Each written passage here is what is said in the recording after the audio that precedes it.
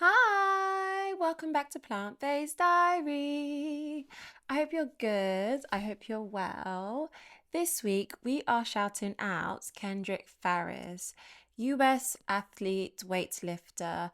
And yeah, he went vegan in 2014.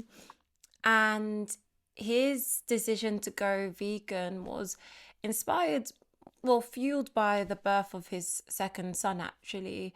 Um, just wanted to make those healthier choices and lead a more healthier lifestyle. And yeah, he's just been championing being an athlete and being vegan, again, proving that it can be done. That it is possible to be done. You can get all of your protein from plants. As a weightlifter, he competed in the 2016 Rio de Janeiro Olympics. I believe he was the only representative from the US as well, if I'm not mistaken. He set a American record in the 94 kilos category, and he lifted a total weight of 377 kilos. Now, I'm not gonna lie, I'm not that good with weight, but I know how heavy a kilo of sugar is, a bag of sugar. So times that by 377, I assume that is a lot. So that's pretty cool and pretty inspiring. And I think something I really enjoy about just discovering people that are vegan within their professions and why they went vegan and what motivated them. And I always find it really cool listening to athletes that are vegan. I think a big part of being an athlete is making sure that you're eating the right food so that you can operate at the peak level that you can. But there's so many athletes that do the exact same thing, that are breaking records, that are winning awards, that are coming first place, just doing the most amazing things. But they're all doing it on a plant-based diet. So yeah, that's pretty cool. So shout out to you, Kendrick.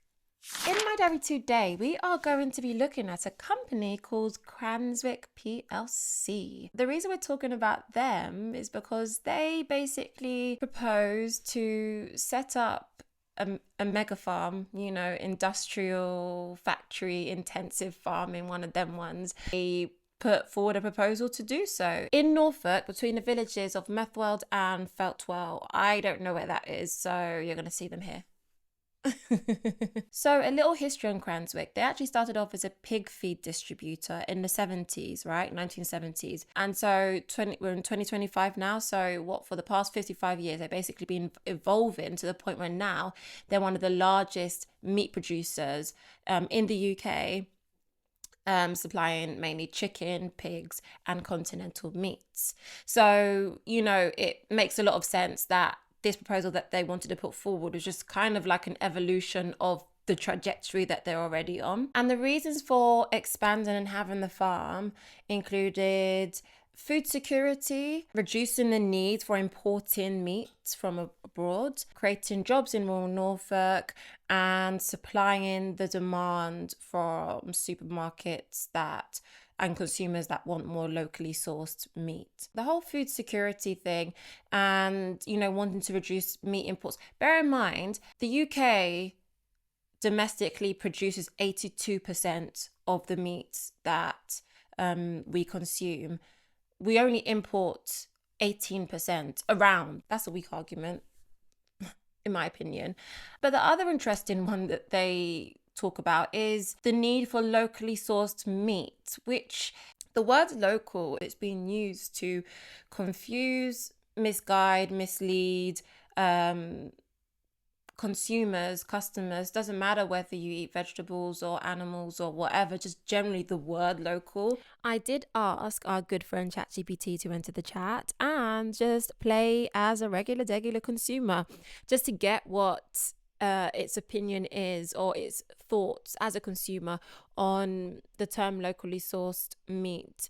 And it's interesting because it does bring up quite a bit the idea of working within a specific region or community, tying it to local agriculture, supporting local farmers. And I think that's all good if, this farm is supplying only Norfolk, but then we don't really know. I mean, how do we not know that this intensive farm is going to go further afield? Because it's a bit weird to have an intensive farm just for Norfolk, right? I mean, unless Norfolk has really high numbers of consuming meat, which doesn't make any sense at all. But then there's also the other thing that it brings up about expecting that it might be of higher quality, as it's more likely to be produced in smaller quantities with care and attention to the animal's welfare. And we know that that isn't the case.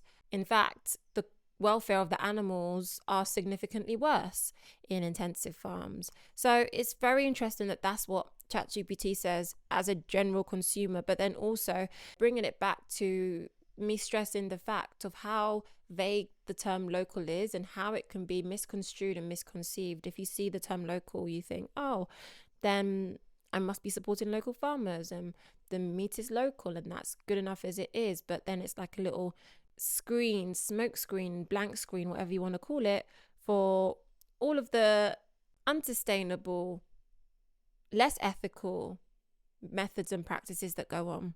The ideologies of intensive farming do not necessarily fit with the ideologies of local produce and local farming. It's just they're two ideologies and aesthetics that don't mix, but companies find a way to make them mix to sell more.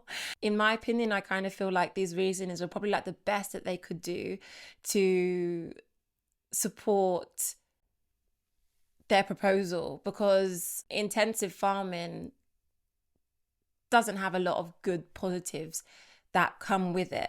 The beautiful thing of all of this, and I love a happy ending, is that the application got denied. It got objected, but this was down to a collective of people. It wasn't just one group of people.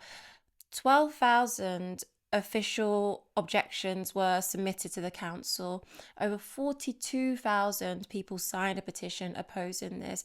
And like I said, this was coming from all sorts of people, regular people, local people, organizations, members of council, Wildlife Foundation, the Royal Society for the Protection of Birds, parish councils, 5 of them, environmental campaigners, individuals all the way up to big organizations saw the problems that lay within the idea of this and actually, voiced their opinions and actually stood firm in what they believe and what they can see the world that we're living in and the climate, and actually say, no, this isn't a good idea.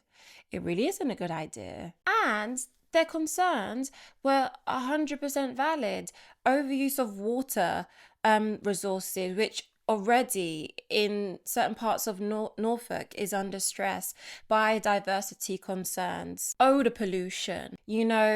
It's estimated that the farm was to produce over 1 million tons of greenhouse gas emissions over a 20-year period. All of these issues, and they are so right in raising all of these issues. And of course, the ethics of animal welfare, especially in an intensive factory farm. The word is intensive for a reason. Because it's intensive. It's not about taking the time to raise the animal and slaughter it. No. That's bad enough as it is. This is intensive. So let's get this done as quick as possible. Just let's get this in and out. Have you ever seen any content around intensive farming? You see how much quicker the process is streamlined, but then how much of an impact that has on the animals. Because the most important factor of intensive farms is the yield for profit, but how quick it can be done. That's the whole reason that intensive farms are there. And so, everyone that opposed to this farm was very right in raising up all of these issues. It says a lot, because I think there is so much out there now about the damages that we're creating to the world, how factory farming is one of the bigger contributors to the damaging of the environment and the planet that we are living in. So it's a thing where it's just like, well, people are being aware of that. And the least we can do, you know, once we are aware of things, is to make decisions based on the knowledge that we have. And I think this is a really perfect example of this. So in the UK, we process 1.1 billion chickens annually.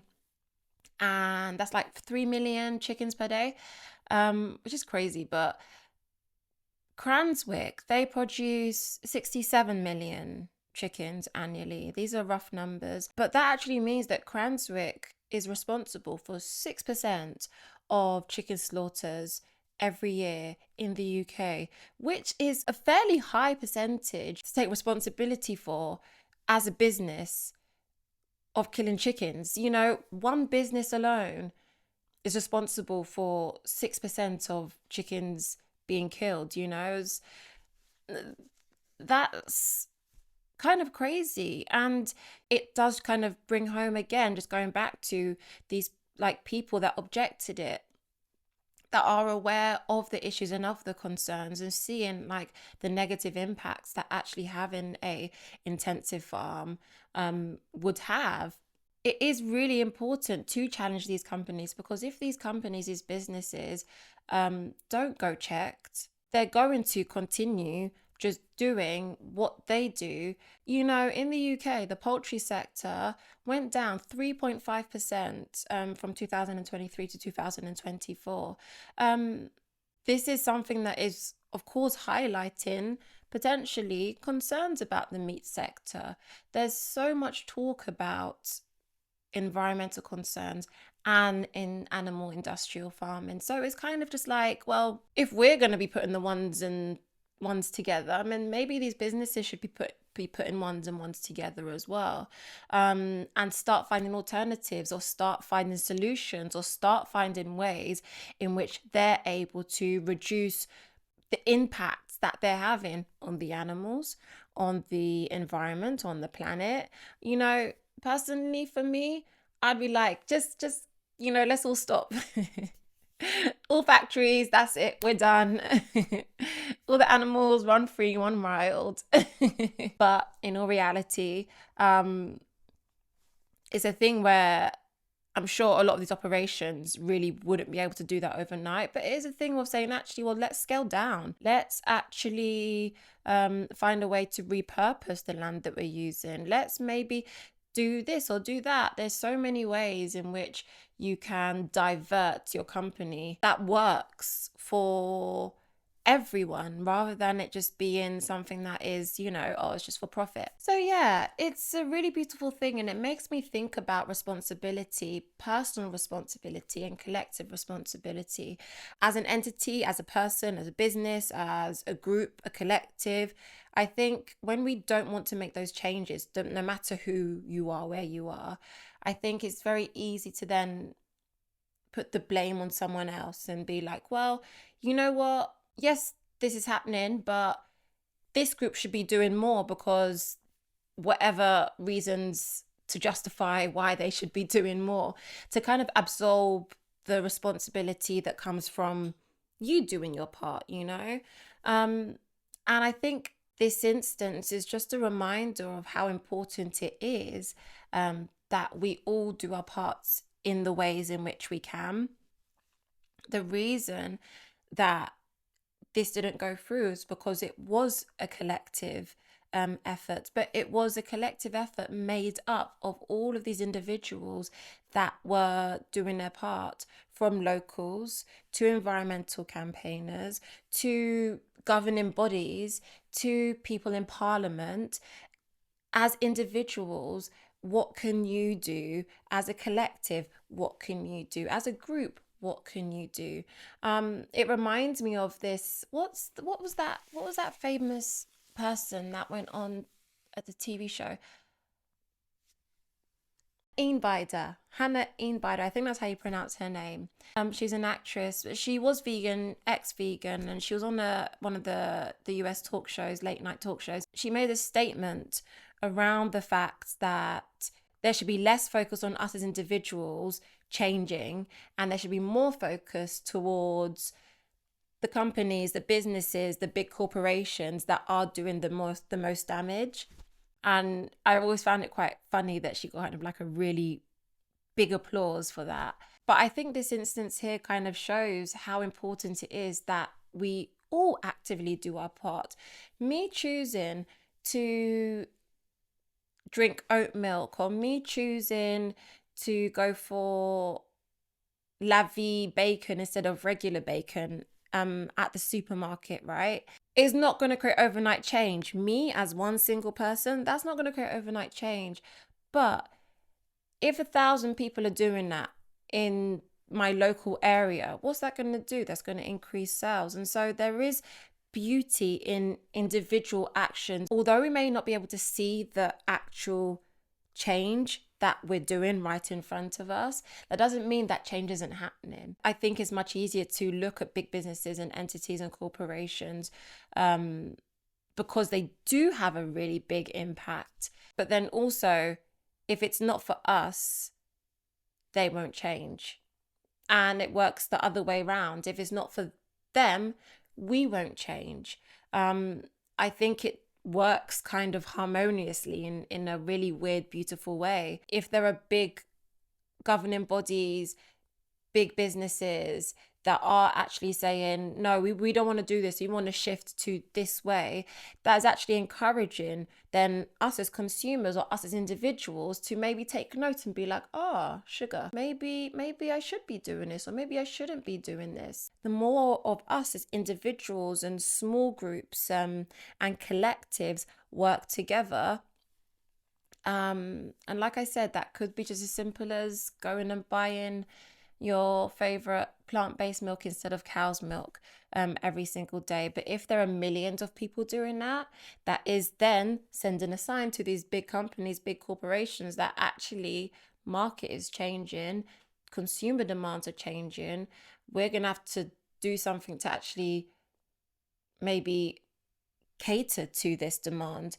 Maybe that means we need to scale back on cow production. Maybe that means we need to actually introduce more plant-based milks, I'm just using it as an example, into the market. And so it's really beautiful that we kind of work harmoniously. And it's just important that we all take responsibility, because if we just finger point and we blame the other parties all the time, then nothing's going to get done. It's kind of like in a relationship, right? You learn that it's so easy to point fingers and blame, and you didn't do this and you didn't do that and all of that stuff. But then there's a part of us that actually has to say, hold on, let's look at myself, what am I doing to allow XYZ? What am I doing to maybe evoke this, Maybe this means this isn't the right relationship for me and I need to bounce, because I respect myself. Whatever it is, there's something that actually is so much more productive when we look at ourselves and we make the changes that we want to see for the better, because we know then it's going to funnel and create more beautiful things. The more that we make decisions and choices for positive outcomes, for positive futures, for positive solutions. So yeah, that's what I wanted to talk about today. Let me know what you think. I keep forgetting about this. Subscribe to my channel if you want, because the more you subscribe, the more I get out there. I think that's how the algorithm works. Although I'm just enjoying doing this just for me and anyone who stumbles across this.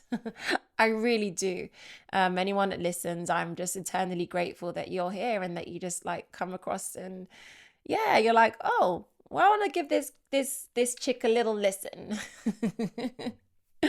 I appreciate you so much. But anyway, let's take it to If You Know, You Know, and I'll be back.